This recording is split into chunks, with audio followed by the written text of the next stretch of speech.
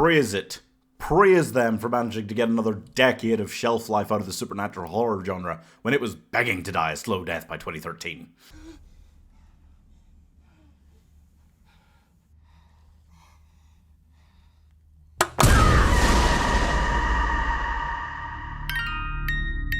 Such a simple idea, which has been done plenty of times before.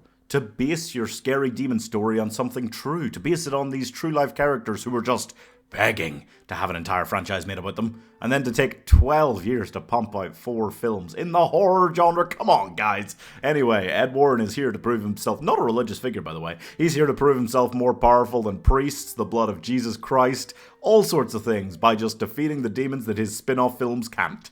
The Conjuring stars Patrickwilson and Vera Farmiga as Ed and Lorraine Warren, demonologists who took on thousands of cases around the world to help people encumbered by spooky spickles, yes. So, they talk about some very nice spin-off opportunities before getting called for help from this family who have 5 daughters, so they really just need help with chores around the house. I mean, Jesus man, 5 daughters. So they go, they find out the house is uber extra spooky haunted times, and they still can't stop the wife from getting possessed with a capital fuck me. This film is one of my absolute favourite horror films of all time. I mean, I grew up starting to watch horror films at like the tail end of the noughties when, well, it's not exactly a golden decade for horror, is it? And I saw a lot of these types of films. There was so much supernatural horror pumping out around then, but I loved the concept of supernatural horror. I never saw one that really nailed it on the head until this. And it also came out just when I was just old enough to finally go watch horror films in the cinema, which means it just had such an impact on me. And as weird as it sounds to say, for any horror film really, this has managed to remain a comfort rewatch for me.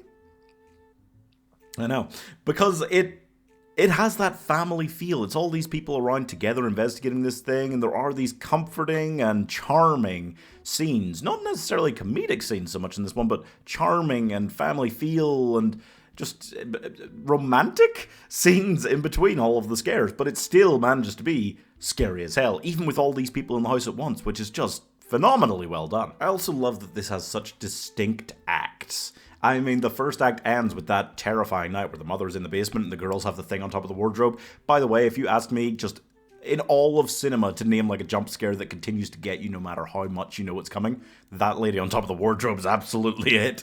Oh, it's such a good one.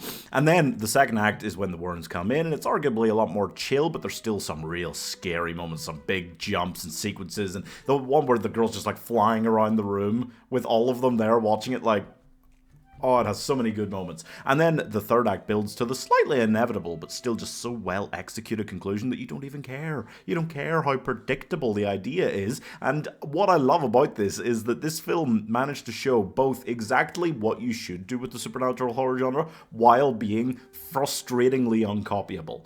People could not, like, do something similar to this to try and copy the good parts without making it brutally, like, obvious that they have copied it script for, like, note for note. Also, the casting of Ed and Lorraine is incredible. They managed to find the perfect balance, the perfect, like, Thanos level balance between just utter insane campiness and this honestly, genuinely heartfelt, wonderful married couple that you just love to look at and witness. I mean, just how many times do you get a married couple in cinema who are married from the beginning of their first film, who never have a problem in their marriage, or, you know, it's never like that? We need more representation like that, I'm telling you. James Wan is a genius of horror, and honestly, I feel like this is even better in execution than Saw. That was probably the more original idea, at least at the time, but this is just done so well that even though it is a common idea, there's just no improving on it. And I mean, literally, the supernatural horror genre in the last 12 years has not gotten any better than this. God, it sucks.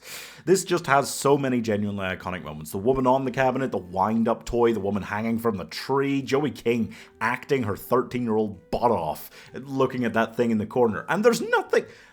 I still can't see anything there every time I watch it. But it doesn't matter if I think there's genuinely just nothing there, or nothing that we can see. I'm still going like looking at the screen trying to spot it every time. Just ultimate tension in that scene. It's incredible. And the fact that they got 5 child actors and these 5 girls who were all just ready to crush it. Oh, I mean, it is excellent. It's so good to watch back. It manages to have that wholesome family feel while holding your balls completely in a vice grip of terror.